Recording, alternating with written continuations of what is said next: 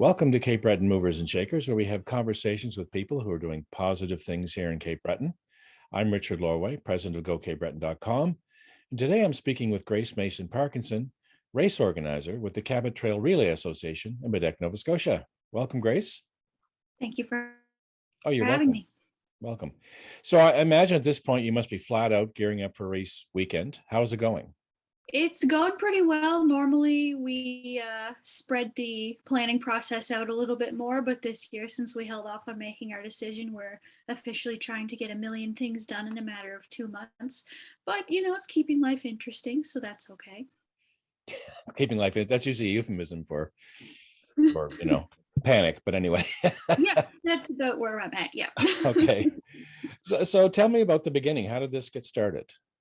So the race was actually originally dreamt up by a group of runners from Halifax, and they decided that before they did it, they wanted to get support from the local community as well. So they joined up with some runners from Baddeck, and in 1988 they ran their first race. There was only 6 teams of 17 runners, and they actually went clockwise instead of counterclockwise like we do now.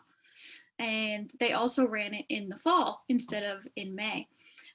So they got about halfway through, and then the police actually had to pull them off the roads because Les Souettes were going to start coming through Cheticamp.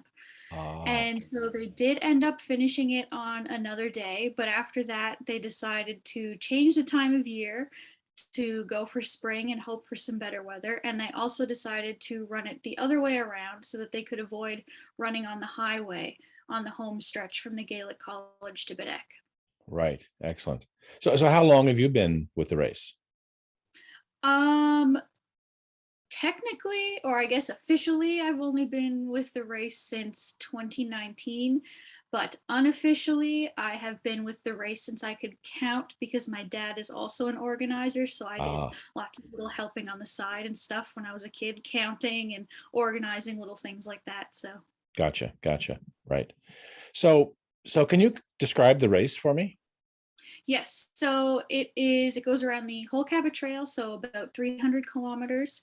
There are 17 legs. We typically have 70 teams with 17 runners each, so about 1,200 participants in total. It's a bit different from a relay like you would see like a track and field or something like that, in that there's no passing of the baton or passing of anything. Every leg has a set start time, and that leg starts whether the one before has fully finished or not.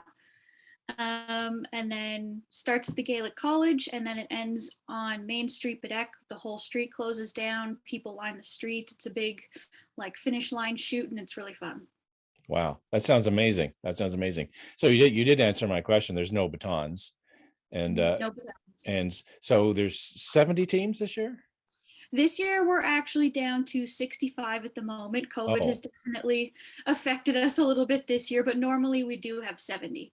Okay. And is it capped at 70, around that number? It is, yes. Okay. Gotcha. So when I looked at your website, I noticed that the legs were different lengths. And yes. I'm wondering, is that based upon the difficulty of the terrain or logical facilities or communities to start and end, or how does that work? It's a bit of both. So the legs where you have to run an entire mountain, like North Mountain or Smoky Mountain, those ones are not quite as long. And it also does play a role, like where we can have a finish line and a start line, because it's a lot of people congregating in one area. It's a lot of cars. We need to have enough space to set up porta potties and all the facilities that we need, like the big finish line and the technology for that. So we do try to plan around that as well, so that we know we have ample space to do what we need to do. Right. You have to get all the cars off the road so there's no congestion and safety and all that. Right. So you mentioned the mountains, and so I'm curious, and maybe this is a matter of opinion and it's subjective, but is it harder to run uphill or downhill? It depends on the steepness of the downhill, actually. So uphill, of course, sucks, but there are some of the mountains where running the downhill is so steep that you could lose a toenail by the time you get to the bottom. Oh. And your feet are just shoved right to the front of your shoes, and it can get very uncomfortable. And because although it's cardiovascularly easier going downhill, Right. Physically on the legs and the feet, it can be a lot harder. Especially there's a couple legs where you run along downhill and then there's an uphill right at the end. And when that happens, your legs just kind of turn to cement from the difference in elevation. Right. So it sounds like you have personal experience with this. Have you run this? I have not actually, Okay. but a few of my friends have, and my dad has run it. And so I've heard all the stories from him and a lot of other people in the community as well. I've heard the horror stories and the not horror stories. Right. Right. So looking at the names of the teams, there seems to be a lot of plays on words and a lot of humor. And so is that the culture of the running community? And Yes, I would say it definitely is. I think a lot of people start running for the health benefits, and then they slowly begin to realize like it's really fun. You kind of get to foster your own community, you get to form teams, friendships, and then when these big race weekends come, like the Cabot Trail Relay or the Blue Nose or Maritime Race Weekend, big events like that, Rum Runners Relay as well. You just get to see all these people that you might not see on a regular basis because those events bring people in from tons of different provinces from all parts of Nova Scotia. So and it helps keep what is also kind of a hard exercise fun. right. Gotcha. So I'm seeing some of the teams are international, right? They're from the US. Yes. Is it just Canada and the US teams at this point? For this year, yes, but we have in the past, we've had teams. We've had a team from France, we've had a team from Ireland, and then we've also had participants come from all over the world. Like we've had some participants from Australia, and so it has reached very far across the world. But most years, it is mainly Canada and the U.S. Right.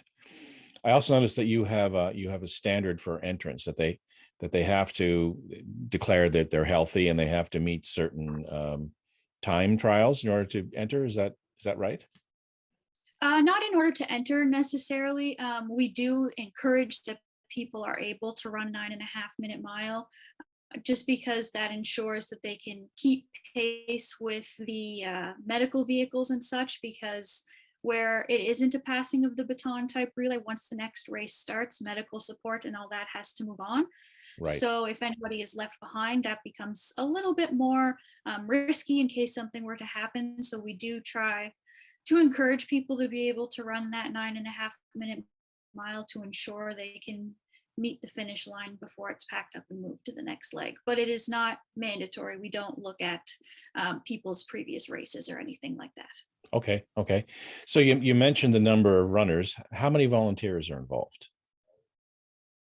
There's every year there's typically between 100 and 150. Kind of just depends on the year. Sometimes we have a bit more, sometimes we have a bit less, but 100 to 150 is the norm for us for sure. Right. Right. And so I'm assuming with that many people, I mean, and it's what we call the shoulder season around here. It's not high tourist season. Is it a significant boost to the local economy? Yes, I would say it definitely is. We go around the whole trail, so Baddeck gets a boost at the beginning and the end. The clucking hen I know gets a nice boost pretty close to the beginning of the race as well, as they're right on track at the beginning in the morning there, so people stop for breakfast. A lot of the businesses in Camp are really good to us, and they stay open later to accommodate and feed the runners as they come through, because we come through Camp pretty late in this so that runners have a place to sleep. And so I think it just brings a lot of a morale boost and an economic boost, I would say for sure. Okay.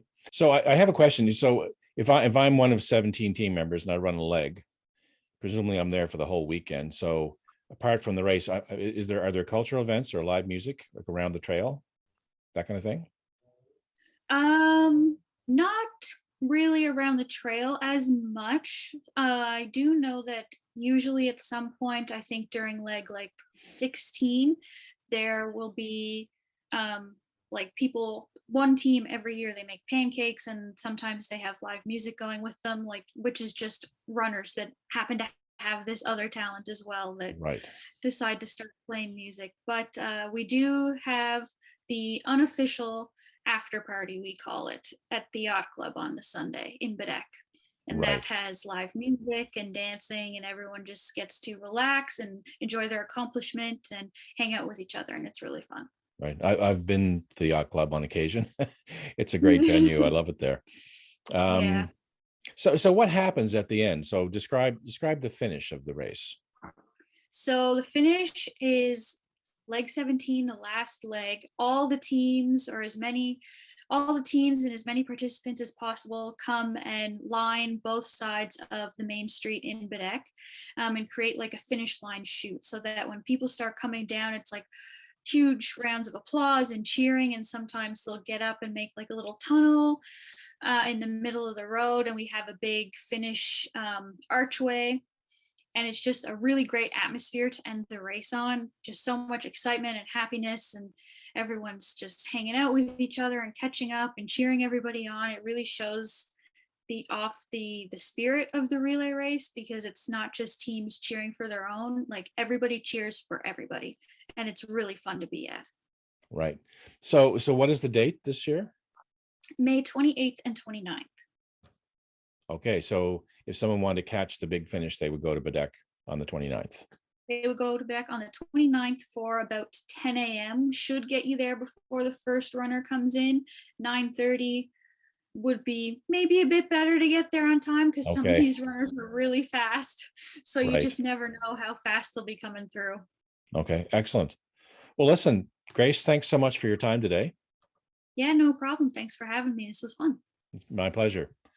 I've been speaking with Grace Mason-Parkinson, race organizer with the Cabot Trail Relay Association in Baddeck, Nova Scotia, and we'll see you next time on Cape Breton Movers and Shakers.